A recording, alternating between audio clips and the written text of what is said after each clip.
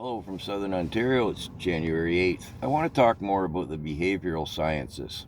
In some earlier videos, I exposed that in Canada we have a behavioral insights team with a nudge unit nudging us psychologically to do and think the way the government wants us to. We're not the only country, of course. But let's look at it sort of in a whimsical view. When you go in your grocery store, they got the psych there all figured out, right? You're nudged to turn right.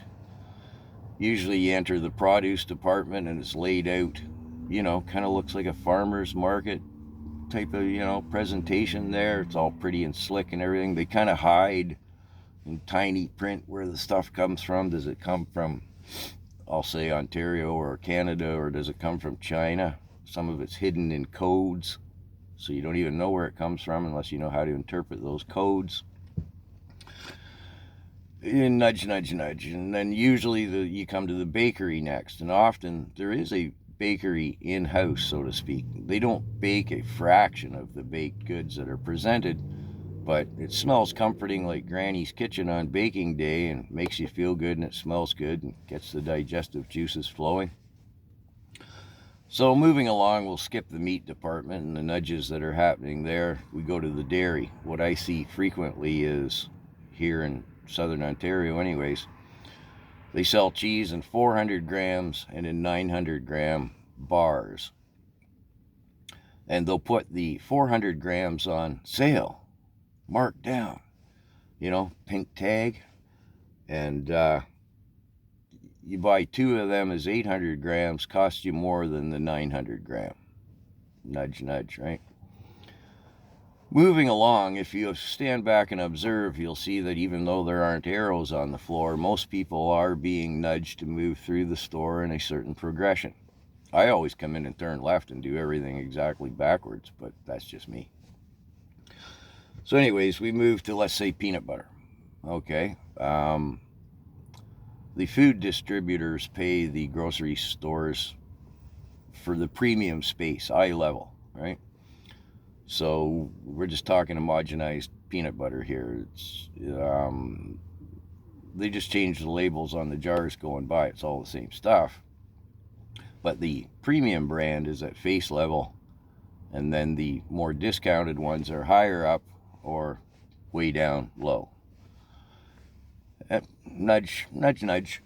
And then you moved into the canned goods department, and it turns into just psychological chaos, right? There's little yellow and green and blue and pink on sale, in-store special, flyer special, blah, blah, blah, blah. And at face level, everything's neat and tidy, and it's all the brands that you recognize. And you look down low where the light doesn't shine so good, and you peek in there, and it looks kind of scary. You know what I mean? Everything's jumbled up, and it's all, and it looks like the zombies ran amok down in there, and it looks intimidating, and I'll take the name brand stuff. You know what I mean? Yeah. Nudge, nudge, nudge all the way through the grocery store. Now, that's some elementary psychology, and it seems rather harmless. I mean, it's just picking your pocket. It's not getting you to, like, put something, say, maybe in your arm or something. You know what I mean? But there's a kind of quick overview of how they nudge us. It's a shame mankind hasn't spent more time working on nudging us towards good stuff other than profitable stuff, or I'll say political stuff. Yeah. And as a humorous aside, I quite enjoy it. As I'm going through the grocery store, I'll go into the cereal aisle. And yeah, it's a bit of victimization, but I'll see a mom shopping, and you can tell what's in the cart, and they're gonna buy, the super sugar cereal, and I'll be standing there reading the ingredients, and it's like I'm talking to myself, like 41 ingredients. None of them are food. They're all chemicals. And I'll look at the individual who's looking at me like, who's this old lunatic? I don't even know what these chemicals are. There's more chemicals in this box of cereal than I have in my shop. I'm feeding that to the grandkids. They'll grow 3 eyeballs.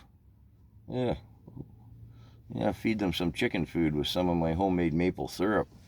This stuff, craziness. Wow. So anyways, humor aside, be aware of just how much we're being nudged. And if you're still listening, I see I've rambled on here for a while. The latest nudge is IDU, the International Democracy Union. And I better say Christofascism.